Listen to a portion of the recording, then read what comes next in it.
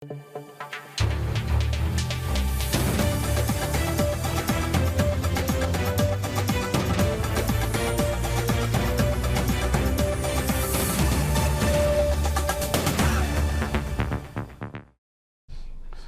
দর্শক, স্বাগত জানাচ্ছি আজকের সম্পাদকীয়তে। সাথে আছি আমি মুস্তফা খন্দকার। নিরাপত্তা ঝুঁকির কারণেই জুলাই পদযাত্রা থেকে গোপালগঞ্জ সহ কয়েকটি জেলাকে বাদ দিয়েছে এনসিপি। প্রাসঙ্গিকভাবে গোপালগঞ্জে নিষিদ্ধ ঘোষিত আওয়ামী লীগের জুলাই পরবর্তী গণতন্ত্র বিরোধী আঘাতের ঘটনা সামনে চলে আসে। প্রশ্ন ওঠে, 17 বছরের শোষণের পরও দলটি প্রাসঙ্গিক হওয়ার সুযোগ পায় কী করে? এদিকে অন্তর্বর্তী সরকারের আমলে জামাতকে 71-এর অপরাধ থেকে দায়মুক্তি দেওয়ার চেষ্টার যে অভিযোগ উঠেছে, যে অভিযোগ আছে, তেমন কোনো চেষ্টা কি এখনও তৎপর? প্রাসঙ্গিক এসব বিষয় নিয়ে আজকের সম্পাদকীয় কে পাবে দায়মুক্তি, এ নিয়ে আলোচনার জন্য স্টুডিওতে উপস্থিত আছেন আজিজুল বারী হেলাল, সংসদ সদস্য বিএনপি, ডক্টর কাজী মারুফুল ইসলাম, অধ্যাপক, ঢাকা বিশ্ববিদ্যালয়, এবং আব্দুল্লাল আমিন, সংসদ সদস্য এনসিপি। আপনাদের তিনজনকেই স্বাগত আমাদের আজকের আলোচনায়। আমি হেলাল ভাই আপনাকে দিয়ে শুরু করতে চাই। আপনি জানেন যে এনসিপি একটা পদযাত্রা শুরু করেছে আজকে থেকে। সেই পদযাত্রা তারা গোপালগঞ্জ কয়েকটি জেলা বলছে ঝুঁকিপূর্ণ তাদের জন্য সেখানে যাওয়া, এই জন্য তারা সেই সব জেলা বাদ দিয়েছে। কিন্তু কয়েকদিন আগে আমাদের স্বরাষ্ট্রমন্ত্রী বলেছেন যে দলটির যেটা নিষিদ্ধ ঘোষিত আওয়ামী লীগ, উনি সেই প্রসঙ্গে বলছে ওই দলটির রাজনৈতিক মৃত্যু হয়েছে। তাহলে এখনও কেন এরকম ঝুঁকি আছে? তার পাশাপাশি গোপালগঞ্জকে এখনও কেন সন্ত্রাসের জনপদ হিসেবে আছে 1.5 বছর পরেও? দেখেন, একটা রাজনৈতিক দলকে নির্বাহী আদেশে তাদের কার্যক্রম নিষিদ্ধ করা হয়েছে এবং যৌক্তিক কারণেই, যেহেতু তারা মানবতা বিরোধী এবং ফ্যাসিবাদী কালে তারা নিরীহ মানুষের উপর অত্যাচার নির্যাতন করেছে এবং নিরীহ মানুষ তার প্রত্যুত্তরে যে আন্দোলন করেছে সে আন্দোলনের ফলে তারা জয়লাভ করেছে। সুতরাং সঙ্গত কারণেই পরাজিত শক্তি, মানবতা বিরোধী শক্তি, ফ্যাসিবাদী শক্তির রাজনৈতিক কার্যক্রম নিষিদ্ধ করা হয়েছে। এখন নিষিদ্ধ করা হয়েছে সেটা ভাবার কোনো কারণ নেই যে তাদের যে কর্মী, সমর্থক বা তাদের যে সমস্ত লোকজন ছিল তারা তো আর এই দেশ ছেড়ে চলে যায়নি, তারাও তো সমাজের একটা অংশ। এখন এই অংশটাকে যদি আপনি ফোর্সলি ইন্টিমিডেশন করে দমিয়ে রাখতে চান, তাইলে কিন্তু আপনি আবার নিজেও ফ্যাসিবাদ হয়ে উঠছেন। কারণ he has the right to show there demonstration, তার রাইট আছে, তার কার্যক্রম বন্ধ। সে আওয়ামী লীগের ব্যানার নিয়ে, আওয়ামী লীগের নাম করে কোনো কাজ করতে পারবে না, সরকার সেখানে বাধা দেবে। কিন্তু কেউ যদি এমনি রাস্তায় দাঁড়ায়, আপনি তাকে নিষেধ করতে পারবেন না। এখন এনসিপির ভাইরা যে পদযাত্রাটা করলো, এটা তাদের একটা গুড ইনিশিয়েটিভ। এটা অবশ্যই যে ফ্যাসিবাদকে প্রতিহত করবার জন্য তাদের যে ডেমনস্ট্রেশন, এইটাকে আমি সাধুবাদ জানাই। প্রথমবার যখন করলো তখন একটা দুর্ঘটনা ঘটেছিল, সেটা আমাদের গণ অভ্যুত্থানকে অনেকটা খাটো করেছিল। আমি মনে করি যে কি ব্যাপার, গণ অভ্যুত্থানের যারা পোস্টার বয়, আমি এনসিপির অনেক নেতাকে পোস্টার বয় হিসেবেই মনে করি, তারা পদযাত্রা করলো। সেখানে আপনার ওই পরাজিত শক্তির যারা রেসিডুয়াল পার্ট, যা অবশিষ্ট রয়ে গেল, তারা কি প্রতিবাদটা করলো, তাই না? কিন্তু প্রতিবাদ করে তারা যদি ভাঙচুরে অংশগ্রহণ করে, তখন অবশ্যই সরকারকে সরকার ল এনফোর্সিং এজেন্সিস তাকে গ্রেফতার করতে হবে, সব কিছু করতে হবে। এখন এনসিপি নিজের থেকেই তারা চিন্তা করেছে যে তাদের সংগঠনটাও যদি এরকম ফ্লাওয়ারিশ করতো, কারণ হাতে ধরে তো কেউ কাউকে সংগঠন করে দেবে না। আপনি আপনার সংগঠনটা যদি গোপালগঞ্জ বলেন বা বিভিন্ন স্থানে যদি শক্তিশালী করতেন, তাহলে কিন্তু আপনি করতেই পারতেন। যেমন আজকে যদি আমরা মনে করি, বিএনপি মনে করে যে আমরা পদযাত্রা করব, গন্ডগোল হলে হবে, আমরা দেখব, বন্ধ করতাম না, ঠিক না? কারণ আমাদের সাংগঠনিক সেই শক্তিটা আছে। কিন্তু আপনি জানেন যে ওই অভ্যুত্থান পরবর্তী আপনার গোপালগঞ্জে আপনাদের এক বড় নেতা মারা গিয়েছিল। সেটা তো হবেই, সেটা তো হচ্ছে। আমি বলছি যে এনসিপি বন্ধ করে দিল প্রোগ্রামটা। তারা চিন্তা করলো যে এখন ওখানে একটা সংঘর্ষে জড়িয়ে পড়লে তাদের হয়তো সাংগঠনিক শক্তিটা কম, তাই আপনার সাংগঠনিক শক্তি তো আমি আর অস্ত্র গোলা বারুদ দিয়ে বৃদ্ধি করতে বলছি না। আমি বলছি তাদের লোকবল, জনসমর্থন, জনভিত্তি যদি গড়ে তোলে। যেমন বিএনপি গন্ডগোল হলে বিএনপির জনভিত্তি আছে, তিনি জনগণকে দাঁড়াতে পারবে। তাদেরও যদি জনভিত্তি থাকে, তাই সামনে একটা টাসেল হবে, তাই না? কিন্তু এনসিপি এখন ওইভাবে আপনি ফ্লারিশটা করতে পারেনি। সুতরাং এখন বক্তব্য হলো যে এই যে ফ্যাসিবাদী লোকজন যে এখনো আপনার বিভিন্নভাবে ফনা তুলছে, এটাকে আপনি অস্ত্র শস্ত্র লোকবল দেওয়ার পরিবর্তে, আমার ব্যক্তিগত ধারণা, যদি পলিটিক্যালি তাদের আপনি সাবসিডি করতে পারেন, যে তাদেরকে সাপ্রেস করতে পারেন, যে তাদের যে কোনো আওয়ামী লীগের যদি কোনো রাজনৈতিকভাবে তাদেরকে পরাজিত করতে হবে, আওয়ামী লীগ মনে করেন স্থানীয় নির্বাচন, জাতীয় নির্বাচন, এসব নির্বাচনে অংশগ্রহণ করতে পারবে না, যেহেতু তাদের দল নিষিদ্ধ। কিন্তু তাদের যে পলিটিক্সটা কি, তাদের যে দীর্ঘ 17 বছরের ইতিহাস, সেই ইতিহাসটাকে মানুষের কাছে তুলে ধরতে হবে। এবং তারা যদি নতুন কোনো কর্মসূচি দেয় আওয়ামী লীগ, সেই কর্মসূচির বিরুদ্ধে আমাদের বয়ান তৈরি করতে হবে। অর্থাৎ ন্যারেটিভের একটা যুদ্ধ হবে এখানে। এবং আমার দৃঢ় বিশ্বাস আওয়ামী লীগ এখন যতই হম্বিতম্বি যাই করুক, আপনার রাজনৈতিক বয়ান তাদের পক্ষে তৈরি করা সম্ভব না, কারণ মানুষ তাদের আর কেউ বিশ্বাস করবে না। এখন যদি আওয়ামী লীগ বলে যে আমি দেশে সুশাসন দেব, আমি দেশে ইকোনমিক ডেভেলপমেন্ট দেব, আমি দেশকে আইন শৃঙ্খলা ভালো করবো, কেউ বিশ্বাস করবে তাদের কথা? কেউ বিশ্বাস করবে না। অর্থাৎ পলিটিক্যাল কর্মসূচি আওয়ামী লীগের হাতে আর কোনো পলিটিক্যাল কর্মসূচি নেই। অতএব দল হিসাবে আওয়ামী লীগ তিলে তিলে আপনার বিলীন হতে যাবে। কিন্তু এই বিলীন হওয়ার প্রাককালেও তাদের যে কর্মী সমর্থক এখনও আছে, তাদের যে এখনো মাঠ পর্যায়ে একটা অবস্থা আছে, সেই অবস্থার সমান তাকে সারপ্লাস করে যেতে হবে। তা না হলে তো আপনি এই প্রোগ্রামটা যে বন্ধ করলো, এটা তো আমাদের গণ অভ্যুত্থানের জন্য একটু মায়াই লাগে, যে গণ অভ্যুত্থানের শক্তির একটা দল প্রোগ্রাম করবে, ওদের ভয়তে বা আইন শৃঙ্খলা রক্ষার প্রয়োজন যে কারণে হোক। আমি এবার সাধুবাদ জানাই যে অন্তত আইন শৃঙ্খলা তো ভালো রাখলো। কিন্তু এটাও তো একটা পাশাপাশি প্রশ্ন ওঠে যে 2 বছর পরেও কেন সেখানে সন্ত্রাসের জনপদ এখনো আছে, কেন একটা রাজনৈতিক দল কর্মসূচি করতে যায় ভয় পাবে? এইটা রাজনৈতিক দলগুলো তো আপনার এখনো তো ওই পূর্ণাঙ্গ রাজনৈতিক দল হয়ে ওঠেনি। এরা সব ডিস্ট্রিক্ট এদের কমিটি নেই, ওয়ার্ড কমিটি নেই, থানা কমিটি নেই, জনভিত্তি নেই, মিছিল মিটিং করে বিএনপি দীর্ঘ 50-55 বছর রাজনীতি করে করে এই পর্যায়ে গেছে। এদের বয়স কেবল 2 বছর। এই ইন দ্য মিন টাইম এখন যদি আপনি বলেন যে ওই যে ফাঁসিবাদে ওদেরকে দমন পীড়ন করতে হবে, তাহলে কিন্তু আমি মনে করি দমন পীড়নের পরিবর্তে পলিটিক্যাল কর্মসূচি দেই তাকে। আপনি বড় একটা মিছিল বের করেন গোপালগঞ্জ শহরে, বিশাল এনসিপির নেতৃত্বে বিশাল মিছিল বের করেন, সেখানে তো কেউ হামলার প্রশ্নে ওঠে না। তখন তো সরকার তার বিরুদ্ধে একটা ব্যবস্থা নিতে পারে, তাই না? একটা শান্তি সমাবেশ করেন, যাই কিছু করেন। আর গোপালগঞ্জে তো আপনি দেখছেন যে আওয়ামী লীগের তো পরাজয় ঘটেছে গোপালগঞ্জে রাজনৈতিকভাবে। সুতরাং গুটি কয়েক সন্ত্রাসী তাদের পক্ষে থাকতে পারে। সেই গুটি কয়েক সন্ত্রাসীকে অবশ্যই সরকার আপনার গ্রেফতার করার জন্য সেই চেষ্টা চালাচ্ছে। কিন্তু সংগঠনটাকেও কিন্তু এনসিপিকেও রাজনৈতিকভাবে আরও বড় সংগঠন করে সাংগঠনিক ভিত্তি মজবুত করতে হবে, জনসম্পৃক্ত কাজ করতে হবে, জনগণের সাথে মিশতে হবে। আপনি সংসদে জিতছেন 8টা সিটে, আপনি ঢাকায় বসে সংসদে ভালো ভালো বক্তব্য দিলেন, অনেক ভালো ভালো বক্তব্য আমাদের দেশে প্রচুর লোক দেয়, কিন্তু গ্রাসরুট লেভেলে যদি আপনার স্ট্রং হোল্ড না থাকে, তাহলে কিন্তু আপনি বারবার এই কথা বলতে পারবেন না যে এখনও ফ্যাসিবাদ রয়ে গেছে, এখনও ফ্যাসিবাদ রয়ে গেছে। ভাই ফ্যাসিবাদের 2000 লোক পালাই গেছে, ভোট তো 40%। 2000 লোক পালাই গেলে তো 0.1ও পালায়নি, তো এই লোকগুলো রয়ে গেছে না? এই লোকগুলোকে তো নির্বাচনের সময় বিভিন্ন রাজনৈতিক দল তো মাখামাখি করেছেন, তো আমরা তো দেখেছি যে আওয়ামী লীগের কাছে ভোট চাইতে, আওয়ামী লীগের পক্ষে নিতে কত রকম খেলা খেলেছে। সুতরাং তাদের এই অবস্থানটা রয়ে গেছে, পলিটিক্স দিয়ে তাদেরকে মোকাবেলা করতে হবে। ধন্যবাদ আব্দুল আলমিন। আমি একটু সরি ডক্টর কাজী মারুফুল ইসলাম আপনার কাছে আসি। সেটা হচ্ছে যে সন্ত্রাস বিরোধী আইনে আওয়ামী লীগের বিচার ও দল পুরোপুরি নিষিদ্ধের বিষয়ে আপনার চিফ প্রসিকিউটর একটা কথা বলেছেন, কিন্তু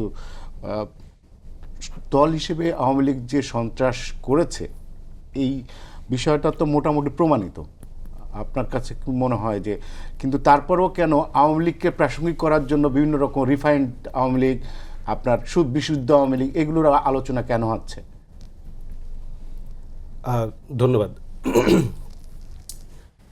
আমি কালকে চিফ প্রসিকিউটরের কথাটা শুনছিলাম, এখন প্রসিকিউটর আমি নিশ্চিত না উনি চিফ হ্যাঁ, চিফ প্রসিকিউটর। প্রসিকিউটর আমি টেলিভিশনে আমিনুল ইসলাম। দেখছিলাম, হ্যাঁ। তো উনি বলেছেন যে তাদের কাছে ডিজিটাল আর্কাইভ থেকে কিছু যে সমস্ত প্রমাণ আছে তা দ্বারা প্রমাণ করা যায়। তবে আমি এটা ঠিক চিফ প্রসিকিউটরের কথায় আস্থা রাখতে মানে এখনই আমি রাখতে পারছি না, এই কারণেই যে সংগঠন হিসেবে একটা অভিযোগ করার জন্য যে যথেষ্ট রকমের আইনি সাক্ষ্য দরকার, সেটার উপস্থাপন আমরা কোথাও দেখিনি। যদি তাদের কাছে থাকে ভালো কথা, কিন্তু যতটুকু আমরা জনপরিসরে দেখছি সেখানে সংগঠন হিসেবে তাদের যে অপরাধে যুক্ত থাকার প্রমাণ, যথেষ্ট প্রমাণ, সেটা এখনো পর্যন্ত দৃশ্যমান না। একটা দ্বিতীয় ব্যাপার হচ্ছে যে আমরা এখন আলোচনা করছি কিন্তু এমন একটা সময় যখন বাংলাদেশের একটা একটা একটা রূপান্তর প্রক্রিয়ার মধ্যে দিয়ে আছে। সেই রূপান্তরের একটা গন্তব্য হচ্ছে যে একটা গণতান্ত্রিক ন্যায় ভিত্তিক একটা সমাজ এবং রাষ্ট্র তৈরি করা। তো সেই রাষ্ট্রের একটা অন্যতম গাঠনিক উপাদান হচ্ছে আপনার একটা সহিষ্ণুতা, একসঙ্গে থাকা, ইনক্লুসিভিটি, অন্তর্ভুক্তিমূলক। তো সেই অন্তর্ভুক্তিমূলক যদি করতে চান তাহলে বাংলাদেশের জনগণের মধ্যে যত ধরনের মত, পথ, বৈচিত্র্য, পরিচয় আছে তাদেরকে আমাদেরকে এক জায়গায় আনার ব্যাপার আছে।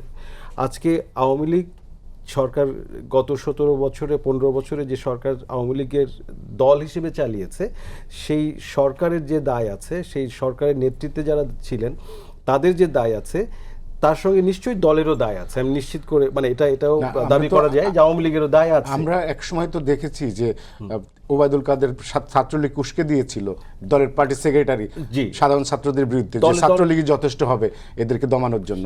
তো সেক্ষেত্রে পার্টি সেক্রেটারি যখন কথা বলে তখন তো দলের দায় চলে আসে। অবশ্যই দলেরও দায় আছে। ওই দায়ের জায়গাগুলোকে আমার, যেহেতু আপনি বলছেন যে বিচারিক প্রক্রিয়াতে, সেই বিচারিক প্রক্রিয়াতে অপরাধের যে সংজ্ঞা, সেই সংজ্ঞাতে কি এটা আমরা ফেলতে পারবো কি? আচ্ছা, এটা হলো একটা প্রশ্ন।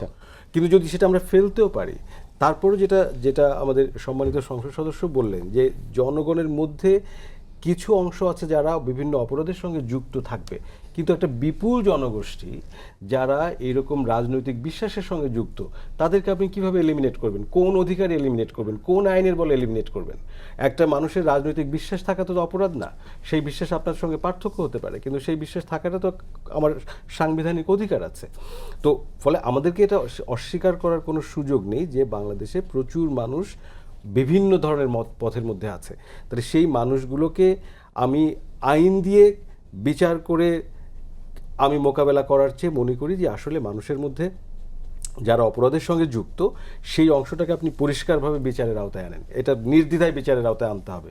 কিন্তু তার বাইরে যে মানুষগুলো আছে, সেই মানুষগুলোকে কোনো একটা বিশেষ দলের ট্যাগ দিয়ে, কোনো একটা দলের সংশ্লিষ্টতা দিয়ে যদি আমরা এক্সক্লুড করে ফেলার চেষ্টা করি, তাহলে সেটা ওই যে রূপান্তরের কথাটা আমরা ভাবছি যে একটা ন্যায়ভিত্তিক দেশ, একটা বৈষম্যহীন দেশ, সেই বৈষম্যহীনতার জায়গায় পৌঁছানো, একটা অন্তর্ভুক্তিমূলক জায়গায় পৌঁছানোর জায়গাটাতে কিন্তু বাধাগ্রস্ত হতে পারে।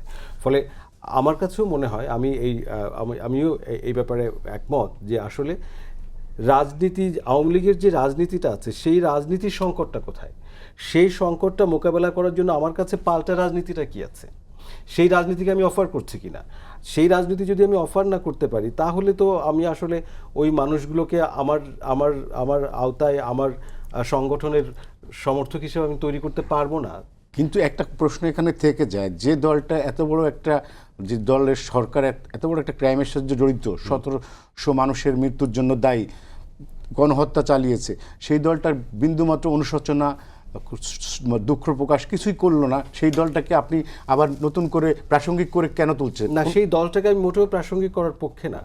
আমি আমার দেশে, আপনি যে গণহত্যার প্রসঙ্গটা তুললেন, গণহত্যার প্রসঙ্গ তুলতে গেলে তুলছেন, যেটা ভ্যালিড, এবং আমিও তুলব, আমি প্রতিদিন তুলি, সেইটার সঙ্গে আমি একই সঙ্গে তুলি যে বাংলাদেশের জন্ম ইতিহাসের সঙ্গে যে গণহত্যাটা জড়িত আছে, সেই দলটি যে যারা আজকে দাপটে রাজনীতি করছে, তার বিচারের প্রসঙ্গটা আমার তুলতে হবে না? তার সে হচ্ছে আরও 30 লক্ষ মানুষের শহীদের সাথে তার অপরাধ যুক্ত আছে, সেই জামাতে ইসলামের বিচারটা আমাকে এখানে ডেফিনেটলি করতে আমরা হবে। সেই প্রসঙ্গ আসবো। সেই আওয়ামী লীগের বিচারটাও আমি করতে চাই, কিন্তু তাদের বিচারটাও আমি করতে চাই। সেই দাবিটার আগে পড়ে না, এই দুটো দাবি আমার একসঙ্গেই থাকবে, যে ওই দলটারও আমাকে তাদের গণহত্যার বিচারটা আমাকে করতে হবে, এবং ওই দলটিও একই রকম ভাবে, সেখানে পরিষ্কার এভিডেন্স আছে আমাদের কাছে, সবার কাছে, যে ওই দলটি দল হিসেবে যুক্ত ছিল অপরাধের সঙ্গে। তার বিচার তো আমরা করিনি, সেই বিচারের দাবিটা আসছে না কেন? সেই বিচারের দাবিটাও তো আমাদের তুলতে হবে। ধন্যবাদ। আমি একটু আলামিন আপনার কাছে আসি। এই যে আপনারা যে হেলাল ভাই যেটা বললেন, যে আপনাদের সাংগঠনিক যদি থাকতো, একটা সক্ষমতা থাকতো গোপালগঞ্জে, তাহলে হয়তো আবার আপনারা পদযাত্রাটা ঠিকই অব্যাহত রাখতেন। কিন্তু যেহেতু আপনাদের ওখানে সাংগঠনিক ভিত্তিটা দুর্বল, যে কারণে আপনারা ওটাকে অ্যাভয়েড করে চলছেন। এটা তো এই ক্ষেত্রে আপনারা 2 বছর হয়ে গেল, সংগঠনের আপনাদের বিস্তৃত এত কম কেন? আপনি মানে ধন্যবাদ, একটা ভুল পয়েন্টে আলাপটা শুরু হয়েছে। বলেন। আমরা কিন্তু নিরাপত্তাজনিত কারণে গোপালগঞ্জে পদযাত্রা স্থগিত করেছি, এটা কোথায় পাইছেন? এটা হয় নাই, খবরের কাগজে না আসছে? না, এটা হয় নাই তো। এটা রেফারেন্স কি আপনি বলেন? আমরা হ্যাঁ রেফারেন্স, আপনি খবরের কাগজের রেফারেন্সটা কি?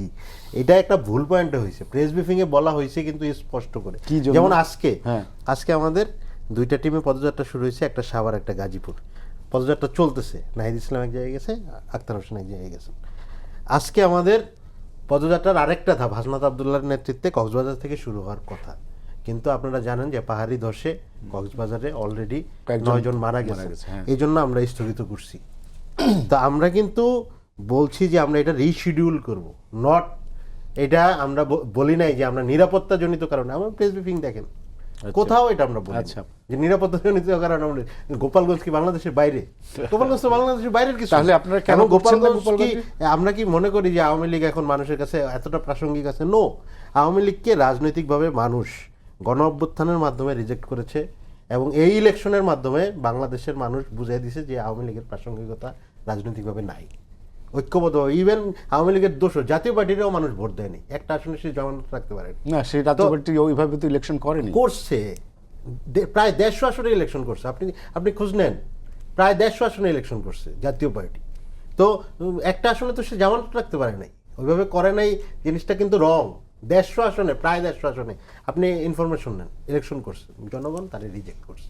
ফ্যাসিস্টের দোষরকেও জনগণ রাজনৈতিকভাবে চায় না। আলাপটা কোথায়? যে হ্যাঁ, আমরা একটা দেশে একটা সাধারণ মানুষের মধ্যে তো এই ট্যাগিং ফ্রেমিং চলতে পারে না যে তুমি আওয়ামী লীগ এটা বইলে একটা জনগোষ্ঠীর তো আপনি আটকায় রাখতে পারবেন না।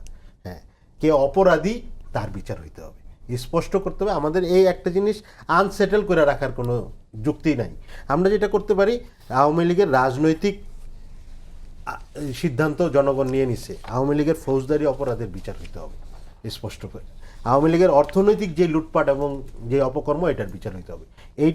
এই দুইটা যদি বিচার হয়, তাহলে যেটা হবে, যারা ক্রিমিনাল, যারা অপরাধী, যারা এই জুলুমতন্ত্র লুটপাটতন্ত্র তৈরি করা এবং ফ্যাসিজম তৈরি করার সাথে জড়িত, তাদের বিচার হবে। এর বাইরে একটা মানুষ একটা দলকে সমর্থন করছে এক সময়, কিন্তু এখন তো সে গণ অভ্যুত্থানের মাধ্যমে এটা রিজেক্ট করে ফেলছে, তারে তো আমার কোনো ট্যাগিং ফ্রেমে রাখার দরকার নেই। তো এই জন্য আমাদের পয়েন্ট খুব ক্লিয়ার। আজকেও দেখেন আমাদের যে পদযাত্রা শুরু হয়েছে, এখানে আমরা বলছি যে বিচারের দাবিতে এবং সংস্কারের দাবিতে। সংস্কার কেন বলছি, বিচার কেন বলছি? কারণ বিচারের আমি যদি ক্লোজ না করি, তাইলে ওই জুজুর জিনিসটা থাকবে। আওয়ামী লীগ, বাংলাদেশ আওয়ামী লীগ 50 বছর ওই মুক্তিযুদ্ধের গণহত্যার বিচারের জুজু দেখায় রাজনীতি করছে, বিচারটা সঠিকভাবে তারা করে নাই। কোনো সমস্যা নেই, ভাই বলছেন যে 71-এর গণহত্যাকারীদের বিচার হওয়া উচিত, অবশ্যই হওয়া উচিত, আমি তো এটার বিরুদ্ধে না। এবং আপনারা জানেন জামুকা বিলে আমরা তো এনসিপি পজিশন নিয়েছি। আমি তো 71 বাংলাদেশের ওয়ান অফ দ্য গ্লোরিফাইড, মানে আমাদের, এবং ওয়ান অফ দ্য না, সবচেয়ে গ্রেটেস্ট আমাদের অর্জন। তাহলে আমি কি এটা অস্বীকার করবো? নো, আমার তো ওইটা কোনো দরকার নেই। আমরা তো বলি যে 24 হচ্ছে আমাদের এটার কন্টিনিউয়েশন। আমরা যেই ধরনের বাংলাদেশ চাইছিল আমাদের পূর্ববর্তী প্রজন্ম, ওই ধরনের বাংলাদেশ হয় নাই। আওয়ামী লীগ একটা ফ্যাসিজম কায়েম করছে, আমরা আবার ওইটারে ধারণ করে বৈষম্যমুক্ত বাংলাদেশের জন্য আমরা মুভ করছি। তো আপনি গণহত্যার বিচার করেন, কিন্তু ওই যে একটা রাজনীতি, যে ওই জুজু দেখায়া বাংলাদেশটা একটা অস্থিতিশীল, আনসেটেল একটা জনগোষ্ঠীকে ভালনারেবল করা, এটার কোনো দরকার মনে করি না।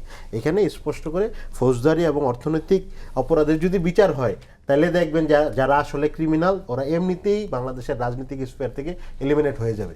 পালাই গেছে না, তার মনে যদি ভয় থাকতো সে কি মানে ভয় না থাকলে তো আর সে পালাই যেত না, পালাই গেছে কেন? কারণ তার কোনো লজিক নাই, সে যে বাংলাদেশে যা করছে এটার পিছনে কোনো লজিক নেই। তো এই জন্য এই দুইটা কাজ করলে আমরা যে বারবার বলতেছি বিচার সংস্কার, এবং আমরা দেখতেছি যে জুলাই শুরু হওয়ার পরে বিএনপিও কিন্তু বারবার বলতেছে যে আমরা বিচার সুন্দরভাবে করব।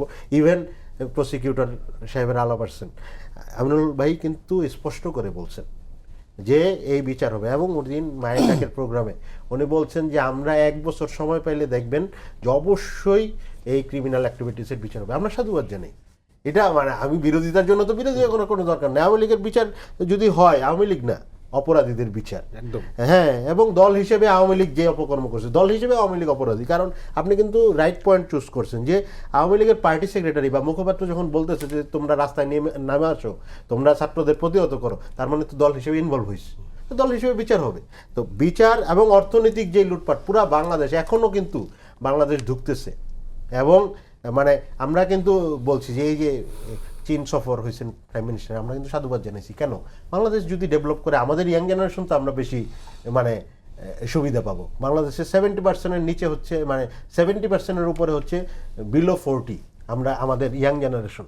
তাই বাংলাদেশে যদি ইকোনমিক গ্রোথ ভালো হয় আমাদের জন্য ভালো, আমাদের জেনারেশনের ভালো। তো আমরা তো এটাকে সাধুবাদ জানাইছি প্রাইম মিনিস্টারের সফরকে। তো আমাদের কথা ক্লিয়ার যে বিচার সংস্কারের কোশ্চেনটা ক্লোজ হওয়া উচিত। এটা যদি ক্লোজ হয়, রাজনৈতিকভাবে কিন্তু জনগণ তার প্রত্যাখ্যান করে ফেলছে, তাহলে আওয়ামী লীগ নিয়ে এত চর্বিত চর্বণের দরকারই পড়বে না। বাংলাদেশে একসময় মুসলিম লীগ ছিল, এখন তো এটা নিয়ে আপনি আলোচনা করেন না। বিচার ছাড়াই চলে গেছে। হ্যাঁ, তাহলে তো আপনি তার কোশ্চেনগুলো সেটেল করে ফেলছেন, তো ওই আলাপের দরকার পড়ে না। তো আওয়ামী লীগ নিয়ে এত আলাপের দরকার পড়বে না। কিন্তু আমাদের এখন ফোকাস করা উচিত, আমরা মনে করি, বিচার এবং ওই সংস্কারগুলোতে, যেটা দিয়ে হচ্ছে ওই রাস্তাগুলো ফ্যাসিস্টদের এবং হচ্ছে লুটপাটের ক্রিমিনাল অ্যাক্টিভিটিসের রাস্তাগুলো ক্লোজ হবে।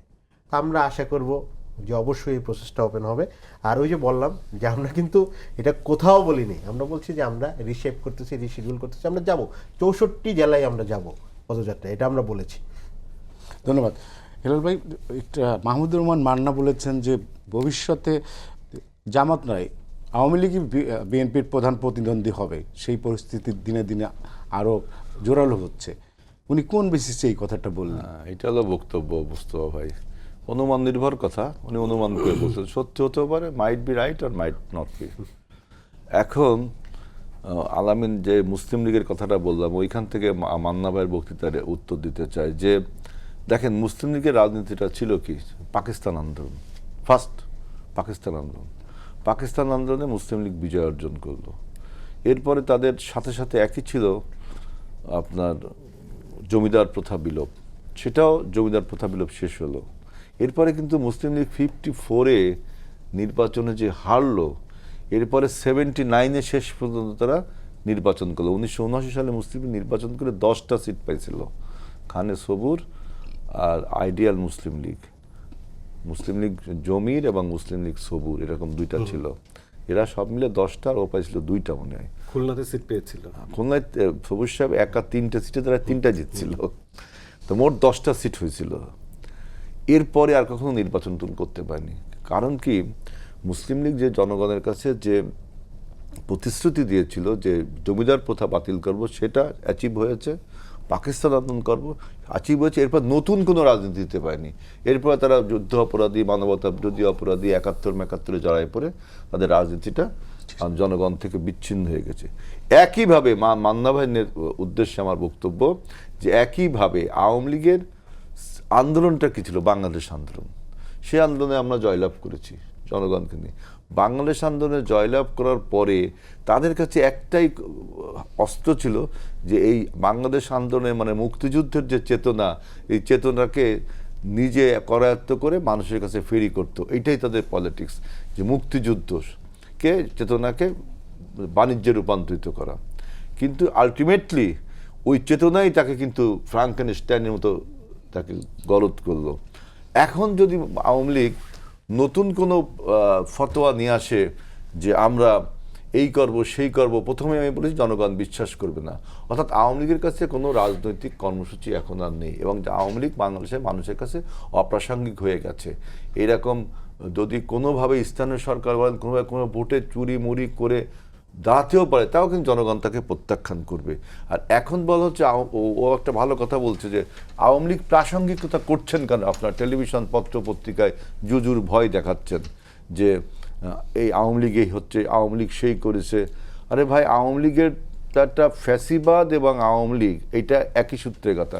ফ্যাসিবাদী আইকন কোনগুলো? শেখ মুজিব, 32 নম্বর, তারপরে আওয়ামী লীগ, ওই গুলিস্তান অফিস, এগুলো সব ফ্যাসিবাদী আইকন। এই সমস্ত আইকন মানুষ প্রত্যাখ্যান করেছে। তো যারা এই আইকনকে আবারও পাবলিক স্ফেয়ারে বা মিডিয়া স্ফেয়ারে আনছে, তাদেরও আমি সততা নিয়ে প্রশ্ন তুলি যে আপনারা কি আসলে 24-এর গণ অভ্যুত্থানকে মনে প্রাণে ধারণ করেছেন? 24-এর গণ অভ্যুত্থানের বিজয়কে উদযাপন করেছেন যে এখন আওয়ামী লীগের প্রসঙ্গ করছেন? আওয়ামী লীগ তো রাজনৈতিকভাবে পরাজিত হয়েছে এবং আমার দিন যত যাবে আওয়ামী লীগের রাজনৈতিকভাবে তত বেশি কবর রচনা হবে। এখন আর একটা আর দুটো একটু কথা বলি। যেমন উনি বললেন যে জামাতের যদি বিচার হয় আওয়ামী লীগের কেন হবে না? খুবই ভ্যালিড পয়েন্ট। জামাত যদি 71-এর যুদ্ধাপরাধীদের জন্য অনুশোচনা না করে, ক্ষমা না চায়, তারপরে এইরকম স্বাধীনতা বিরোধী একটা দলকে যদি মানুষ প্রাসঙ্গিকতা করে তোলে, তাহলে কিন্তু প্রশ্ন থেকেই যায় তাহলে আওয়ামী লীগের বেলায় হবে কেন? এই প্রশ্ন কিন্তু থেকে যায়। সুতরাং আমার ভাই একটা সুন্দর কোশ্চেন তুলেছেন যে জামাতকে অনুশোচনা করতে হবে, ক্ষমা চেতে হবে, একই সাথে আপনার মানবতা বিরোধী অপরাধের জন্য জামাতের যে বিচারটা, সেই বিচারটা স্বচ্ছ হয়নি, এটা আমরা মনে করি। একইভাবে আওয়ামী লীগের বিচারটা যেন স্বচ্ছ, আওয়ামী লীগের বিচার চলছে। কিন্তু আপনি ওই যে যদি বলেন যে রিফাইন্ড আওয়ামী লীগ, ভালো আওয়ামী লীগ, জনগণের যারা মামলা হামলা, এইসব কোনো বিষয় না। বিষয় হলো যারা মানবতা বিরোধী অপরাধ জনগণকে হয়রানি করেছে তাদের মামলা চলছে, বিচার হচ্ছে, অনেকের বিচারও হয়ে গেছে, তাই না? এখন থার্ড একটা কথা বলি ভাই, এই যে এখন জামাতের সামনে পলিটিক্সটা কি দেখেন, এনসিপির ভাইদেরকে ভালো করে বুঝতে হবে। সে খুব ভালো করে বলেছে যে মুক্তিযুদ্ধের জামুকা বিলে কিন্তু তারা জামাতের সাথে 11 দল থাকলেও ওরা কিন্তু ওইখানে ভোট দেয়নি। আমি দেখছি সেটা, আমি সংসদে সেদিনকার ছিলাম, ওরা ভোট দেয়নি। তো এখন দেখেন যে মুক্তিযুদ্ধের চেতনার আর রাজাকারদের বিচার, এই কথা বলে বলে আওয়ামী লীগ এতদিন রাজনীতি করে গেছে, শেষ পর্যন্ত পরাজিত হয়েছে। আজকে জামাত এমন একটা মানে প্ল্যান করছে যে আমরা জুলাই সনদ সংস্কারে, জুলাই সনদ এইটা বাস্তবায়নটাই তো সংস্কার না, অন্য কোনো কিছু বলেন। জুলাই সনদ বাস্তবায়ন করতে হবে, এটাই তো সংস্কার। জুলাই সনদ কীভাবে বাস্তবায়ন করতে হবে সেটা জুলাই সনদের 85টা দফা, এই দফায় লেখা আছে। 1 থেকে 47টা পর্যন্ত একটা নিয়মে, 48 থেকে আপনার 85 পর্যন্ত আর একটা নিয়মে। এটা কনসেনসাস কমিটি লিখেছে এবং এটাতে করতে হবে, এই জন্য আমরা গণভোট করলাম। প্রত্যেক পার্টি উই আর কমিটেড যে we will ওবে the July charter, কিন্তু আমরা একে অপরকে বিশ্বাস করতাম না। না করে কি করতে হবে? তাহলে ঠিক আছে, জনগণেরও একটা উইল নেই, আমরা committed, we all R committed to implement the July charter, but আরও মোর কমিটমেন্ট এবং মোর স্ট্রঙ্গার করার জন্য আমরা করলাম কি, গণভোট নিলাম। সে গণভোটে 71% লোক বলছে এই জুলাই সনদটা আমাকে বাস্তবায়ন করতে হবে। এই বাস্তবায়ন করার জন্য যখন আমরা সংসদে কথাবার্তা বললাম, প্রথমে উঠলো যে অর্ডিন্যান্স নিয়ে কথা উঠলো, যে 133টা অর্ডিন্যান্সের 20টা অর্ডিন্যান্স বাদে আর সবগুলো তোলা হলো। তো এই অর্ডিন্যান্সগুলো বিল আকারে তুলতে গেলে একটা সংসদের রেওয়াজ অনুযায়ী একটা কমিটি করতে হয়। আমরা একটা কমিটি করলাম, জামাত, এনসিপি, বিএনপি মিলে একটা কমিটি নাম জমা দিল। দুঃখের বিষয়, আমরা প্রপোর্শনেট রিপ্রেজেন্টেটিভ বা ওই যে সিট অনুযায়ী আমরা পেলাম 7টা, ওরা পেল 4টে, 11 দল। কিন্তু দুঃখের বিষয় হলো এনসিপির একজনকেও তারা সেখানে মনোনয়ন দিল না, একাই নিয়ে নিল জামাত। শুনে দেখেন আপনার ওই যে অর্ডিন্যান্সের ব্যাপারে। এবার 3-4 সেশনের পরে আমরা বললাম জুলাই সনদ বাস্তবায়ন করতে হবে, কিভাবে জুলাই চার্টারে লেখা আছে এবং আমাদেরকে বাধ্য করছে 71 আমাদের রেফারেন্ডাম অনুযায়ী আমাদের করতে হবে। কিভাবে করতে হবে লেখা রয়েছে, ঠিক আছে, একটা সংসদের রেওয়াজ, একটা কমিটি করি। এবার আমরা বললাম যে সমান অনুপাতি, যেহেতু এটা একটা ইম্পর্টেন্ট, এটা protoplasm of the movement, July charter. আমরা 6 জন, আপনারা 6 জন। কোন রহস্যের কারণে জামাত নামটা দিল না? তার মানে কি, ওই যে বলছে না মুক্তিযোদ্ধার চেতনা আওয়ামী লীগ যেভাবে বিক্রি করে করে এই পর্যন্ত লাস্টে পড়াচ্ছে, জুলাই সনদকে বাস্তবায়ন করতে দিতে কোনোভাবেই জামাত চায় না, কারণ জামাতের তাহলে আর পলিটিক্সটা থাকে না। কারণ আপনি প্রশ্ন করতে পারেন হিলাল ভাই কীভাবে তার পলিটিক্স থাকবে না, জামাতের পলিটিক্সটা কি, to establish the Islamic traditions and law, এটি তাদের পলিটিক্স, তাই না? তারা তো সরে আসছে সেখান থেকে, তারা বলছে যে আমরা শরিয়া আইন করবো না। তাহলে ইসলামিক রাজনীতি করবেন, ইসলাম প্রতিষ্ঠা করবেন, শরিয়া আইন করবেন না, আপনি নদীতে নেমে কোনো আমি গায়ে পানি লাগাবো না, এরকম একটা কথা না। ইসলামিক দল করেন, আপনি ইসলামকে প্রতিষ্ঠা করবেন, আপনি বলছেন আমি শরিয়া আইন করব না। শরিয়া আইন হলো ইসলামের মূল একটা প্রিন্সিপাল, যে আপনাকে শরিয়া আইন অনুযায়ী জীবনযাপন করতে হবে, রাষ্ট্র, সমাজ, আইন, অর্থনীতি সব। কিন্তু আপনি বলছেন না আমি এটা করবো না। এবার আপনার লোগোতে ছিল আকিমিদ্দিন, অর্থাৎ দিন প্রতিষ্ঠা করবেন। দিন মানে ব্যবস্থা, আর আরবিতে দিন মানে বাংলায় দিন মানে ব্যবস্থা, ইংরেজিতে বলে সিস্টেম, আর আরবিতে বলে দিন। তো আকিমিদ্দিন মানে আকিম মানে প্রতিষ্ঠা করা, আমি দিন প্রতিষ্ঠা করব, সেটাও মুছে ফেলেছেন। তাহলে আপনি দিনও প্রতিষ্ঠা করবেন না, শরিয়া আইনও করবেন না। আর আল্লাহ যিনি তার নিজের নাম দিয়েছে আল্লাহ, এই যে আমরা বলি আল্লাহ রহমান, আল্লাহ রহিম, এগুলো কিন্তু আল্লাহর নাম না, এগুলো আল্লাহর কোয়ালিটিস, তাই না? এগুলো গুড কোয়ালিটিস। আল্লাহ নিজেই বলছে আমার নাম আল্লাহ, সেই আল্লাহর নাম আপনি লোকত্বে সরাই দিলেন। তার মানে আপনি ইসলাম থেকে খারিজ হননি, মানে ইসলামিক রাজনীতিটা আপনার আর মানায় না। ইসলামিক রাজনীতি না মানায় জামাতের রাজনীতিটা কই? এখন আনছে এই আওয়ামী লীগের মতো, যে ৭১-এর চেতনা বেঁচে যদি আওয়ামী লীগ রাজনীতি করে, তাহলে আমি জুলাই সনদের এই চেতনা বিক্রি করতে হবে। এখন আমরা তো ভাই দীর্ঘদিন রাজনীতি করি, আমরা তো জানি যে জুলাই সনদ হলো আমাদের প্রোটোপ্লাজম, মানে heart of this movement. So we have to establish at any cost. এবং সেই জন্য আমরা জুলাই সনদ বাস্তবায়নের জন্য জুলাই সনদের যে বইটা, এই বইটা সংসদেও দেখিয়েছি, দেখো কি লেখা আছে, এইটাই আমরা বাস্তবায়ন করি। জামাত সেখানে আর নাম দিল না। তাহলে পলিটিক্সটা কি, যে ওরা এই জুলাই সনদের যে চেতনাটা অ্যাবস্ট্রাক্ট, তো দেখা যায় না, এক একজনের চেতনা এক এক রকম, তাই না? আপনি মুক্তিযুদ্ধকে যেভাবে দেখেন, গ্লোরিফাই করে দেখেন, আমি হয়তো আরও বেশি গ্লোরিফাই বা কম গ্লোরিফাই বা অন্য একটা অ্যাঙ্গেলে দেখি। তাতে চেতনাটা জামাত এই আপনার এই জুলাই চেতনাটা বহন করে রাজনীতি করতে চাচ্ছে, যেটার এনসিপি ভাইদেরকে এইটা বেশি খেয়াল রাখতে হবে। যে আপনারা যে পোস্টার বয়, আপনাদের আমি বললাম, কারণ আমি আন্দোলনে ছিলাম বিধায় আপনাকে পোস্টার বয় বলছি, তাই না? পোস্টার আপনাদের এই যে আমাদের এই অর্জনকে জামাত যদি এখন বলে যে আমি জুলাই সনদ বাস্তবায়ন করার জন্য, তারা কমিটিতে নাম দিল না, আপনারাও নাম দিলেন না, অথবা আপনাদের এই জিনিসটা বোঝা উচিত যে দেখেন জুলাই চার্টারে যা যা লেখা আছে, আলী রিয়াজ সাহেব যেগুলো লিখে দিছে, অনেক এই আপনার রেফারেন্ডামের তা নিয়ে দেখেন আপনি, সে যে রেফারেন্ডামে কী লিখলো আপনি দেখেন, লিখলো যে জুলাই সনদ উইদিন ব্র্যাকেট সংস্কার পরিষদ বাস্তবায়ন আইন বা অর্ডিন্যান্স। এই যে উইদিন ব্র্যাকেট জুলাই সংবিধান সংস্কার, এইটা উনি কার এখতিয়ারে লিখলেন? নাকি জামাতের সাথে কথা বলে লিখলেন, এনসিপির সাথে কথা বলে লিখলেন, এই আলী রিয়াজ না আমাদের সাথে কথা বলিনি, কারণ আমরা তো এর বিরুদ্ধে প্রেস ব্রিফিং করেছি যে আপনি কিভাবে এটা লিখলেন, আমরা এটা প্রেস ব্রিফিং করে জানিয়েছি। এখন এই জুলাই সংবিধান সংস্কার মানে কি? গণপরিষদ ইকুইভ্যালেন্ট, আমি তাই মনে করি। সংস্কার পরিষদ মানে গণপরিষদ। গণপরিষদের কাজ কি? Two make a new constitutions which is not relevant in our movement, because এটা একটা অভ্যুত্থান হয়েছে, এটা কোনো বিপ্লব না তো যে আপনি পুরো সংবিধানকে ছেড়ে ফেলাই দিচ্ছেন, র্যাডিক্যাল একটা চেঞ্জ করছেন, রিসেট বাটন চাতা তো না। আমাদের সংবিধানে সংস্কার করা দরকার এই জন্য যে ফ্যাসিবাদ যাতে না উঠে, সেই ফ্যাসিবাদ না উঠে এই জন্য আমরা অনুচ্ছেদ, আর্টিকেল, সাব আর্টিকেল এগুলো অ্যামেন্ডমেন্টস করব। আর যেগুলো অ্যামেন্ডমেন্টস করা লাগে না, সেটা প্রেসিডেন্ট অর্ডার বা আইন বেরিয়ে হবে। এখন আপনারা করলেন কি, নির্বাচন কমিশনে আমি দেখলাম যে আমরা যেদিনকে শপথ নিতে গেলাম, একটা নীল কাগজ পাইছেন, একটা নীল কাগজ ধরাই দিচ্ছে, নীল কাগজে লিখছে, আমি পড়ছি ওই কাগজটা, সংবিধান সংস্কার পরিষদ। আমি তো দেখি, আমি কম বুঝি মানে এই আইন কানুন, আমি তো দেখি আমার পাশের যারা কলি কানুন, এটা কী হলো সংবিধান সংস্কার পরিষদ শপথ, মানে কি আমরা কি নতুন একটা সংবিধান তৈরি করবো নাকি? দিছে তো আমাদের। আমি কিছু না, আমরা নীল কাগজে তো বিএনপির উচিত হবে না সিগনেচার করা, কারণ এই কাগজে সিগনেচার যদি করি তাহলে দুইটা প্রবলেম পড়বে দেশ, বা বিএনপি না দেশ।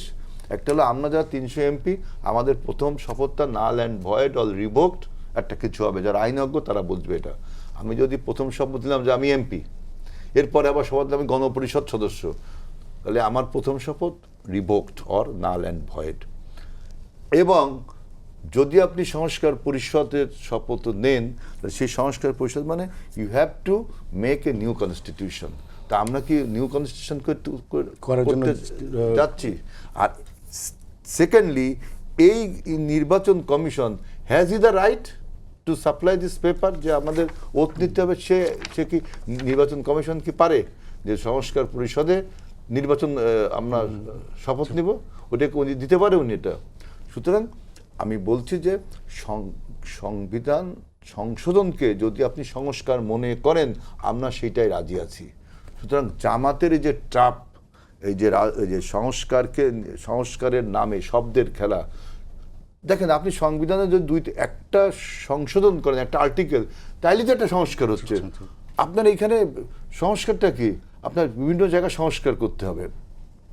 এখন যদি না টোটাল ভেঙে চুরে চুরমার করে রিসেট বাটনে চাপ দেওয়ার মতো রেডিক্যাল চেঞ্জ, মানে কিচ্ছু থাকবে না, এইটা তো আমাদের ছিল না, বক্তব্য ছিল না, ছিল এটাকে বিপ্লব হয়েছে।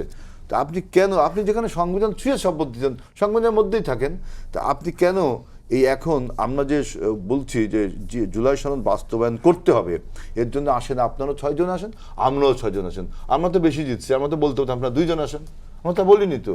একবার বলেছি যে আমরা 7 জন, আপনার 4 জন সিট অনুপাতে, সেখানে আপনি এনসিপিকে স্থান দেননি জামাত। তবে এনসিপির এটা বুঝতে হবে যে এই জুলাই যে চার্টার বা জুলাই যে সেন্টিমেন্ট, এটা যেন কেউ করায়ত্ত না করতে পারে। আচ্ছা, আমি একটু মারুফুল ইসলাম আপনার কাছে আসি। এই যে অন্তর্বর্তী সরকারের আমরা একটা খবর পেলাম, অন্তর্বর্তী সরকারের সময় জামাতকে দায় মুক্তি দেওয়ার একটা উদ্যোগ নেওয়া হয়েছিল, সেটা শেষ পর্যন্ত বাস্তবায়ন হয়নি। এইরকম কোনো উদ্যোগ কি আপনার এখন মনে হয় যে আবারও শুরু হতে পারে এই নতুন সরকারের, গণতান্ত্রিক সরকারের আমলে এরকম কোনো জামাত তৎপরতা চালাতে পারে, এরকম কিছু মনে আপনার ধারণা হয়? আপনি কি মনে করেন যে এরকম হতে পারে?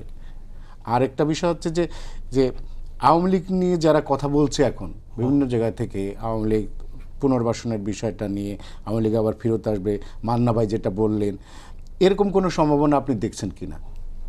আচ্ছা, জি, আবারও ধন্যবাদ। প্রথম প্রশ্নটা খুবই আগ্রহ উদ্দীপক, যে জামাতের দায় মুক্তি। আমি নিশ্চিত না যে অন্তর্বর্তী সরকার এরকম কোনো প্রশাসনিক উদ্যোগ গ্রহণ করেছিলেন কিনা। আর সেই উদ্যোগটা আসলে কিসের থেকে দায় মুক্তি, মানে জামাত তার কি থেকে দায় মুক্তি পাবে? আমার ইতিহাসের পাতায় পাতায় সাক্ষ্য দিয়ে সমস্ত জিনিস আর্কাইভ করা আছে যে এই দল এবং এই দলের নেতৃত্বে এই দেশে গণহত্যা সংঘটিত হয়েছিল। তারা পাকিস্তানি সামরিক বাহিনীর সহযোগী হিসেবে কাজ করেছিল, তারা এখানে বুদ্ধিজীবী হত্যার সঙ্গে যুক্ত ছিল, এইগুলোর তো প্রমাণ আছে। ফলে এইটা আজকে যদি বাংলাদেশ জাতীয়তাবাদী দল, যারা জামাতের সঙ্গে দীর্ঘদিন ধরে রাজনীতি করেছে, তাদের মিত্র, তারাও যদি আজকে মনে করে যে আমরা কালকে জামাত ইসলামীকে দায় মুক্তি দেবো, এটাকে কিসের দায় মুক্তি দেবে তারা? তাদের কাছে কি অধিকার আছে এবং তারা কোন প্রক্রিয়াতে দায় মুক্তি দেবে? ইতিহাসের পাতাগুলো কি সব মুছে ফেলবে? এটা কি সম্ভব? ফলে এটা অন্তর্বর্তী সরকারের কোনো প্রশাসনিক উদ্যোগের মাধ্যমেই, ইনফ্যাক্ট কোনো সরকারেরই কোনো উদ্যোগের মাধ্যমেই জামাতে ইসলামীর তার অপরাধ থেকে দায় মুক্তি দেওয়া সম্ভব না। কারণ তার অপরাধটা ইতিহাসের পাতায় পাতায় প্রথিত রয়েছে, আমাদের জাতীয় ইতিহাসের মধ্যে রয়েছে। হ্যাঁ, তার যে সমস্ত ফৌজদারি অপরাধ আছে, সেই ফৌজদারি অপরাধগুলো থেকে সেটাও প্রশাসনিক উপায়ে দায় মুক্তি দেওয়া সম্ভব না, সেটাকে বিচারিক প্রক্রিয়ার মধ্যে দিয়ে তাকে যেতে হবে। এবং তারপরে তার যদি কোনো রকমের সর্বোচ্চ বিচারিক প্রক্রিয়া অনুসরণ করার মধ্যে যদি তার কোনো দায় মুক্তি ঘটে, সেটা ঘটতে পারে, সেটা খুবই অস্বাভাবিক হবে, কিন্তু সেটা একটা প্রক্রিয়া আছে। ফলে এখানে অন্তর্বর্তী সরকার কোনো প্রশাসনিক নির্দেশ দিয়ে জামাত ইসলামী কালকে থেকে পবিত্র হয়ে গেল, এইরকম কোনো ঘোষণা দেওয়া সম্ভব না। এই ঘোষণার কোনো অর্থ নেই, এবং এই ঘোষণা যদি কেউ দিয়েও থাকে, তার রাজনৈতিক, প্রশাসনিক এবং আইনগত কোনো গ্রহণযোগ্যতা বাংলাদেশের সমাজে, রাষ্ট্রে, মানুষের কাছে তৈরি হবে না। ফলে এটা নিয়ে আমি আতঙ্কিত না, এটা নিয়ে আমি একেবারেই আমার কোনো উদ্বেগ নেই এই জাতীয় কোনো চেষ্টা আদৌ হয়েছিল কিনা। দ্বিতীয় প্রশ্নে যদি যাই, যে আওয়ামী আপনি দেখেন যে আমরা যদি রাজনীতি বিজ্ঞানের ছাত্র হিসেবে দেখেছি যে একটা ডিকটেটরের যখন পতন হয় সেই পতিত সরকার বা দলের ফেরত আসার যে সম্ভাবনাটা, সেই সম্ভাবনাটা ওই দলটা কতটা সুসংগঠিতভাবে কি কি চেষ্টা করছে তার উপর যতটা না নির্ভর করে, তার চেয়ে বেশি নির্ভর করা হচ্ছে যে যারা এই পতনের পরে যারা নতুন সরকার চালাচ্ছে তারা কিভাবে চালাচ্ছে। অর্থাৎ তাদের যদি দুর্বলতা থাকে, তারা যদি রাষ্ট্র ব্যবস্থাপনাতে যদি ওই পতিত সরকারের যে সমস্ত দুর্বলতাগুলো ছিল সেইগুলোকে তারা যদি অ্যাড্রেস করতে না পারে, তারা যদি জনগণের কাছে একটা কার্যকর বিকল্প হিসেবে উপস্থাপিত হতে না পারে, তাহলে মানুষের কাছে অতীতের ব্যাপারে প্রাসঙ্গিকতা তৈরি হওয়ার শুরু হতে পারে। সেই ব্যাপারে তখন তাদের মধ্যে নস্টালজিয়া তৈরি হতে পারে যে আমরা হয়তো আগেই ভালো ছিলাম। ফলে ওই দলটা ভালো ছিল এ কারণেই তাদের গ্রহণযোগ্যতা তৈরি হওয়ার সম্ভাবনা নেই, বরং যারা এখন সরকার চালাচ্ছে, এখন যারা শাসন ব্যবস্থা চালাচ্ছে, তাদের ব্যর্থতা, তাদের অকার্যকারিতাই আপনার অন্য কোনো দলকে, সেটা পুরনো দল বা নতুন দলকে আসার একটা পথ তৈরি এই যে করতে একটা পারে। প্রশ্ন চলে আসে যে বর্তমান যে নতুন সরকার এবং এর আগে যে আমরা ইন্টারিম সরকার, এরা যেসব কর্মকাণ্ড করেছে, যেসব কাজ করেছে, তাদের কি মনে হয় যে আওয়ামী লীগকে মানুষ রিয়েলাইজ করছে যে আওয়ামী লীগে ভালো ছিল, এরকম কিছু? আমার কাছে সেটা মনে হয় না। যে অন্তর্বর্তী সরকারের একটা দুর্বল জায়গা ছিল, সেটা হচ্ছে যে তাদের একটা যারা ধর্ম ঘনিষ্ঠ যে সমস্ত রাজনৈতিক শক্তি, যারা উগ্র ডান পক্ষের শক্তি, তাদের সাথে ঘনিষ্ঠতা ছিল, 1 নাম্বার। 2 নাম্বার হচ্ছে এই গণ অভ্যুত্থানের যে নেতৃত্বে যে শিক্ষার্থীরা ছিলেন, তাদের জন্য যে পর্যাপ্ত স্পেস থাকা দরকার সেটা তারা দিতে পারেননি। এবং এই শিক্ষার্থীরাও তাদের যে রাজনৈতিক ভূমিকা পালন করার কথা ছিল, যার উপরে মানুষের আস্থা রাখবে, সেই ভূমিকাটা তারা পালন করতে পারেনি। তারা দুর্নীতিতে লিপ্ত হয়েছেন, তারা অনিয়মে এবং তদবিরে, চাঁদাবাজিতে যুক্ত হয়েছেন, ফলে মানুষও তাদের প্রতি কিন্তু আস্থাটা রাখতে পারেনি। ফলে এই পুরো দায়টা অন্তর্বর্তী সরকারের কাছে চলে গেছে এবং অন্তর্বর্তী সরকার বিদেশের সাথে চুক্তি, দেশের অভ্যন্তরে আইন শৃঙ্খলা রক্ষা করার জায়গাতে এবং প্রশাসনে, পুলিশে শৃঙ্খলা ফেরত আনার ক্ষেত্রে তারা ব্যর্থতা দেখিয়েছে। একটা অকার্যকর একটা শাসন তারা তৈরি করেছে 1.5 বছরে। এর ফলে একটা অভ্যুত্থানের পরে যে মানুষের মধ্যে যে প্রত্যাশাটা থাকে, সেই প্রত্যাশা পূরণের যে ন্যূনতম নিদর্শন, সেই নিদর্শনটা আসলে আমরা গত 1.5 বছরে দেখতে পাইনি। ফলে মানুষের মধ্যে হতাশা হয়েছে। তখন তার মধ্যে মনে হয়েছে যে আহারে, আগে কি আমরা ভালো ছিলাম কিনা। কারণ একটা স্বৈরশাসনের বা লম্বা সময়ের ফ্যাসিজম অথবা যে কোনো রকমের টোটালিটারিয়ান শাসনের একটা জায়গা তৈরি হয়, সেটা এক ধরনের চাপা স্থিতিশীলতা তৈরি হয়। অর্থাৎ জোর করে হলেও আপনি এক ধরনের অর্ডার থাকে, ওই অর্ডারের কিছু স্বাভাবিক সুফল আছে। তো সেই অর্ডারটা যখন ভেঙে যায়, একটা ডিসঅর্ডার তৈরি হয়, যেটা বিপ্লব কিংবা গণ অভ্যুত্থান তৈরি করে, সেই অর্ডারটাকে আবার একটা নিয়ম শৃঙ্খলাতে ফেরত আনার জন্য যে শক্ত কার্যকর শাসনটা দরকার ছিল, সেটি অন্তর্বর্তী সরকার দেখাতে পারেনি। ফলে ওই ডিসঅর্ডারটা কন্টিনিউ করেছে। ফলে এখন আমরা নির্বাচনের জন্য মানুষ মুখিয়ে ছিল এ কারণেই যে মানুষ মনে করেছে যে একটা নির্বাচিত সরকার আসলে এই যে দুর্বল অকার্যকর একটা যে সরকার, সেটা থেকে আমরা মুক্তি পাবো। একটা কিন্তু কার্যকর ওই সরকার তো শাসন ব্যবস্থা আসতে শক্তিশালী পারে। হওয়ার কথা ছিল, কারণ সব রাজনৈতিক দল সেই সরকারকে সাপোর্ট দিয়েছিল। তাহলে তারা আমি অতটা নিশ্চিত না, কারণ আমরা যথেষ্ট রকমের সমর্থন যে সব রাজনৈতিক দল একই রকমভাবে দিয়েছে এটার প্রমাণ পাওয়া যায় না। যে সমস্ত মব হয়েছে, যে সমস্ত কাজ, অনেকগুলো জায়গাতে আমরা দেখেছি যে বড় রাজনৈতিক দলগুলো তাদের স্বার্থের যে জায়গাটুকু আছে সেই জায়গায় তারা সমর্থনটা দিয়েছে। কিন্তু দেশের যে একটা বড় পরিবর্তন, সেই পরিবর্তনটাকে টেনে নিয়ে যাওয়ার জন্য যে একটা সর্বান্তকরণ সহযোগিতা, সেটার আমি সবসময় পেয়েছি বলে আমার কাছে মনে হয় না। আমি একটু আলামিন আপনার কাছে আসি। সেটা হচ্ছে যে এই যে বিভিন্ন সামাজিক যোগাযোগ মাধ্যমে এই জুলাই আন্দোলনকে কটাক্ষ করে নানা রকম কথাবার্তা আমরা শুনছি, নানা রকম বক্তব্য বিবৃতি দিচ্ছি, এবং কেউ জুলাই এবং ৭১কে গুলিয়ে ফেলছে। তো এই বিষয়টা বিপ্লবের মানে অভ্যুত্থানের ১.৫ বছর ১৫-২ বছরের মধ্যে এরকম কথাটা কেন আসছে? জুলাইকে এরকম কটাক্ষ করার সুযোগটা কেন হচ্ছে? দেখেন, মানে সমাজে তো অর্বাচীনরা থাকবে, সমাজে মানে থাকবে বলতে হচ্ছে আমরা না চাইলেও থাকবে। এতে কি আপনাদের কোনো দায় আছে কিনা? এইটা সমাজে ক্রিমিনালরা থাকবে, আমি চাই না থাকুক, কিন্তু আছে তো একটা সোসাইটিতে। তো এই ধরনের অর্বাচীন সুলভ আচরণ যারা করে, তাদের নিয়ে কথা বলে আমাদের সময় নষ্ট করা উচিত বলে মনে করি না। কারণ আপনি এখনো দেখবেন যে জার্মানিতেও কেউ কেউ নাৎসি পার্টি সমর্থন করতে পারে। প্রকাশ্যে না, পৃথিবীতে না, প্রকাশ্যে না, হ্যাঁ অবশ্যই, কারণ লিগালি ওইটা বার। আপনি তো ডেমোক্রেটিক ওয়ার্ল্ডে লিগালি বার দিতে চান না, এই জন্য হয়তো কেউ প্রকাশ করে। আপনি দেখবেন অনেকে মানে সরাসরি জঙ্গিবাদের পক্ষে অবস্থান নেয়। এখন আপনি হ্যাঁ আইডিয়ালিস্টিক সোসাইটিতে আপনি এটা চান না, এটা ট্রু, কিন্তু এই জন্য কি এরা নেয় না? এখন এগুলোরে তো এত কিন্তু আপনারা যারা গুরুত্ব দেওয়ার কোনো দরকার। গণঅভ্যুত্থানের পক্ষের শক্তি, তারা কি আপনারা জন আকাঙ্ক্ষার পক্ষে কাজ করছেন, তাদের আকাঙ্ক্ষা পূরণ করতে কোশ্চেন পেরেছেন? হচ্ছে এই জায়গায়, এখন এই জায়গায় আমি বলতে চাই যে আসলে হেলাল ভাই যখন বলতেছিলেন যে আসলে গণপরিষদ কিন্তু আমরা করিনি এবং চাই নাই, আমরা সংস্কার পরিষদ বলছি। সংস্কার, সংবিধান সংস্কার না, গণপরিষদ আর তো না, সংবিধান সংসদীয় পরিবর্তন পরিষদ। এক জিনিস না। গণপরিষদের কাজ আর সংস্কার পরিষদের কাজ এক জিনিস না। ও নিজেও একজন লয়ার, এবং মানে কোনোভাবেই তো এটা এক জিনিস না। এক জিনিস না বলেই তো সংস্কার পরিষদ আলাদা। বিএনপি আমরা যখন মানে ইলেকশনের আগে মানে যে কোনো টক শোতে যেতাম, এই টক শোতে এখানেও করছি, তখন বলছে যে 31 দফায় সমাধান। 31 দফায় তো সংস্কার পরিষদের কথা ছিল। আর আজকে আপনার মনে হচ্ছে যে সংস্কার পরিষদের কোনো দরকার নেই। এইভাবে তো হইতে পারে না যে- সংস্কারের কথা ছিল, পরিষদ কি সংস্কার ছিল? পরিষদের কথা বলা ছিল, সংস্কার পরিষদ গঠনের কথা বলা ছিল আচ্ছা। স্পষ্ট করে 31 দফায়। এখন আপনার মানে ইলেক্টেড হওয়ার পরে মনে হচ্ছে যে দরকার নেই। আপনার তখন মনে হয়েছে যে স্বাধীন দুদক দরকার ছিল, বিচার বিভাগ স্বাধীন দরকার ছিল, বিচার বিভাগের মানে স্বাধীনতা দরকার ছিল, পুলিশের স্বাধীনতা দরকার ছিল।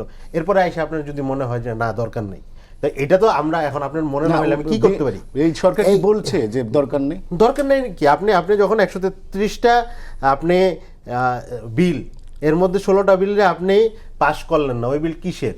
দুদক শক্তিশালী হবে, বিচার বিভাগ শক্তিশালী হবে। তখন তো সংসদে বলা হচ্ছে এটার অধিকতর সংশোধনের সবার সাথে করবে। কোথায় করবে মানে কি? দুইটা সেশন করবে গেল, এইরকম প্রতিশ্রুতি তো আমরা শুনতেছি না। এখন একটা জিনিস আছে, ওটার আমি বলতেছি করব। তাহলে যতদিন আপনি নতুন আইন করতেন, আইনের সিস্টেম কি? আপনি বেটার আইন কইরা এই পার্লামেন্টেও হয়েছে একটা বেটার, যেমন জুয়া প্রতিরোধ আইন হয়েছে, জুয়া প্রতিরোধ আইন বেটার আইন হইয়া পূর্ববর্তী আইনটাকে রহিত করে দিছে, হয়েছে না? তাহলে আপনারা আইনটা করতেন, সমস্যা কি? কিন্তু আপনি তো মানে এইটার আমি ভবিষ্যতে করব বইলা যেটা আছে ওটাও বন্ধ করে দেওয়ার তো কোনো বিচার বিভাগের সচিবালয় হয়েছে, এটা তো বন্ধ করে দেওয়ার কোনো দরকার নেই। আপনি যদি অধিকতর করতে পারেন, ভালো করতেন, কইরা আপনি এটারে ইয়ে করতেন, রহিত করতেন, কোনো সমস্যা ছিল না। তো এটাই তো লিগ্যাল প্রসেস। এটা কিন্তু মানসিকতা প্রমাণ করে যে আপনি 133টার মধ্যে যেটা আপনার ভালো লাগতেছে ওইটা আপনি করতেছেন, যেটা আপনার মনে হইতেছে আপনার গভর্নমেন্ট একটু চেক অ্যান্ড ব্যালেন্সের মধ্যে যাবে, ওইটা আপনার ভালো লাগতেছে না। তো এই প্রসেস তো হইতে পারে না। আর যেটা বললেন যে সংবিধান সংস্কারের কমিটি, সংবিধান সংস্কারের কমিটি লাগবে, এটা কোথায় আছে? সংবিধান সংশোধনের জন্য এটা কোথায় আছে? এটা কি পার্লামেন্টের রেওয়াজ? এটা পার্লামেন্টের রেওয়াজ? আপনি বলতেছেন রেওয়াজ। আপনি যখন গণভোটে স্পষ্ট করে লেখা সংবিধান সংস্কার পরিষদের কথা, ওইটাই আপনি মানতেছেন না। আপনি এখন রেওয়াজ দেখায় আপনি যদি আমার বলেন, এটা তো হয় না। এখন আমার কথা কি, আপনি সংবিধান সংশোধনের জন্য কমিটি, আপনি যদি সদিচ্ছা থাকে আপনি করেন না। আপনি তো অনেক কিছু, আমি বিরোধিতা করছি, আপনি তো হা ভোটে আপনি পাস করে ফেলেন। আপনার যদি সদিচ্ছা থাকে আপনি করেন না, আপনি অজুহাত কেন দিচ্ছেন? মানে আমি তো বিরোধিতা করতেছি না, আমি আরো অধিকতর ভালোটা চাইতেছি। এইরকম হয়তো যে আমি বলছি যে না আমি জুলাইয়ের সনদ চাই না, জুলাইয়ের সংস্কার চাই না, তাইলে আপনি ধরতে পারতেন। আমি অধিকতর ভালোটা চাইতেছি। এখন আপনি ওইটা করতে চান না, আপনি একটা অ্যাট লিস্ট পয়েন্টে থাকতে চান, করেন না। আপনার তো মেজরিটি আছে, কিন্তু আপনি তো করতেছেন না। আপনি না কইরা, আমি শেষ করে ফেলি, আপনি না করে যদি আপনি আমার দায় দেন যে তুমি সহযোগিতা, আমি অনেক কিছু চাই না। যেমন আমরা তো বিরোধিতা করছি যে বিচার বিভাগের সচিবালয়ের ইস্যুতে, মানবাধিকার কমিশনের ইস্যুতে, স্বাধীন দুদকের ইস্যুতে আমরা তো বিরোধিতা করছি। তখন তো আপনি আর এটা মানেন নাই, তখন তো আপনি গায়ের জোরে মানে কি সংখ্যাগরিষ্ঠতার জোরে ভোটে আপনি পাস করে রেখেছেন। আপনার যদি সদিচ্ছা থাকে আপনি করেন না, আমি তো এটার বাধা দিই না। একটু বার্গেনিং করি, শোনো, আমরা কিন্তু ভোটে পাশ করিনি। তুমি সংসদটা খেয়াল করছো কিনা, সচিবালয়ে যে আইনটা মানে যে আলী রিয়াজ সাহেবের কনসেনসাস কমিটি যে অর্ডিন্যান্সটা জারি করছে, এটার মধ্যে লুপ হোলস আছে। তুমি বলো লুপ হোলসগুলো কি? আমরা যারা বিশেষ কমিটি একটা করা হয়েছে না, যেখানে তোমাদেরও সদস্য আছে আমাদেরও সদস্য আছে, সেই কমিটির সদস্যদের সাথে বুঝবা যে তারাও স্বীকার গেছে যে হ্যাঁ এই আইনটা যদি আপনারা পাশ করে তাহলে সচিবালয় স্বাধীন হবে না। কারণ সচিবালয় না এখন পর্যন্ত ফ্যাসিবাদের লোকজন দ্বারা অ্যাপয়েন্টমেন্ট এবং স্যাচুরেটেড। এইটাকে যদি আপনি কমিশন বানান তাহলে কিন্তু ওইটা হাসিনা সচিবালয় হবে। এই জন্যে যে কমিটি করা হয়েছে, বিশেষ কমিটি, যেখানে ওদেরও লোক আছে আমাদের লোক আছে, আমাদের 7 জন, তাদের মনে হয় 4 জন। তারা পরীক্ষা নিরীক্ষা মেটিকুলাসলি পরীক্ষা, মেটিকুলাস এখানে কিন্তু ভালো অর্থে ব্যবহৃত হচ্ছে, মেটিকুলাসলি পরীক্ষা নিরীক্ষা করে দেখা গেছে যে এই আইনটা আমরা আবারও ঠিক করে তারপরে বিল আকারে তুলব। একই সাথে দুদকেরও তাই, 1 মিনিট এবং মানবাধিকার কমিশনেরও তাই, বুঝছেন। এবং ও বলছে যে আমাদের সদিচ্ছা নেই, আমাদের সদিচ্ছা আছে, যেটা তুমি সংসদে দেখবা যে সমস্ত আইনগুলো পাশ করা হবে। আর এই যে এখন যে ব্যাকল্যাশগুলো হচ্ছে, গণ অভ্যুত্থানের পরবর্তী একটু ব্যাকল্যাশ হয়, বিভিন্ন রকম ব্যাকল্যাশ সারা পৃথিবীতে হয়, এই ব্যাকল্যাশগুলোকে আমরা মোকাবেলা করতে পারছি কিনা বর্তমান যে সরকার, ডক্টর ইউনূস সরকারের আমাদের প্রচুর 2 নাম্বারই, হেলাল ভাই শেষ প্রচুর করেন। প্রতারণামূলক কাজ হয়েছে, এইগুলোরও কিন্তু বিচার হবে। সুতরাং আমাদেরকে দেখতে হবে যে বর্তমান যে তারেক রহমানের সরকার, আমাদের সরকার, এই ডক্টর ইউনূস সরকার পর্যন্ত যা কিছু সেগুলো অ্যাড্রেস করছে কিনা, এবং ও যেটা বলছে যে বিচারালয়, দুর্নীতি দমন কমিশন, গুম কমিশন, এই সমস্ত আইন এই আপনার সমস্তগুলো বিল আকারে তোলা হবে। অতএব এটা নিয়ে অস্থির হওয়ার কিছু নেই। এক মিনিট না, আমরা অস্থির হতে চাই না, কিন্তু যে সমস্ত নমুনা আমরা দেখতে পাচ্ছি, অর্থাৎ আমরা যে আস্থা রাখার যে জায়গাটা, সেই জায়গাটা যথেষ্ট না। এই কারণে আমি জাস্ট 2টো উদাহরণ দিতে চাই যে আপনি সমস্ত বিশ্ববিদ্যালয়ে রাতারাতি আপনি ভাইস চ্যান্সেলর বদলে ফেললেন। এই যে বদলে ফেলেন, কিসের ভিত্তিতে বদলে ফেলেন, তাদের কোন ক্রাইটেরিয়া, কোন যোগ্যতাতে বদলে ফেলেন? আপনি দুর্নীতি দমন কমিশনের প্রধানকে আপনি বদলে ফেললেন, আপনি বাংলাদেশ ব্যাংকের গভর্নরকে বদলে ফেলেন। এই যে বদলেটা ফেললেন, এটার পিছনে আপনার এর কোন উত্তর কি কোন দিতে পারবো? কোন কোন না, ক্রাইটেরিয়া না, আছে, দিতে কোন পারবো না। বস্তুনিষ্ঠতা আছে? ফলে আপনি যে সংস্কারের কথা বলছেন, সেই সংস্কারটা যেটা আমাদের সংসদ সদস্য বললেন যে আপনারা করেন না কেন, করতে কে নিষেধ করেছে, সেই করার যে নমুনা সেটা তো আমরা দেখছি না। মারুফ সেই ভাই শেষ করতে narrative হবে আমরা আপনাকে। দেখছি না। আপনি ফলে আমরা 30 আস্থা সেকেন্ড রাখতে চাই। আপনাকে দিলাম, 30 ধন্যবাদ। আমি মনে করি যে এখন জুলাই মাস চলছে, একটা জিনিস বাংলাদেশে এখন আমরা যারা ক্রিয়াশীল রাজনৈতিক দল এই ব্যাপারে একমত যে আমরা জুলাই গণ অভ্যুত্থানকে ধারণ করি। আমার মনে হয় এটা যদি আমরা ধারণ করি তাহলে আসলেই আমাদের অতীতের যারা ফৌজদারি অপরাধ করছে, অর্থনৈতিক লুটপাট করছে, ফ্যাসিজম কায়েম করছে, তাদের বিচার হওয়া দরকার, এবং বাংলাদেশটাকে একটা স্ট্রাকচারাল আমাদের ওয়েতে হাতে আর সময় নেই। নেগেটিভ দিকে নিয়ে যাওয়া হয়েছে, ওইটার পরিবর্তন করে একটা সুন্দর বাংলাদেশের দিকে সবাই মিলে আমরা আগাই। এটা হচ্ছে আমার ইনশাআল্লাহ। হেলাল ভাই, মারুফ কাজী মারুফুল ইসলাম এবং আব্দুল্লাহ আলমিন, 3 জনকে ধন্যবাদ আমাদেরকে সময় দেওয়ার জন্য। দর্শক, এই ছিল আজকের সম্পাদকীয়তে। আগামীকাল আবার দেখা হবে একই সময়। শুভরাত্রি সবাইকে।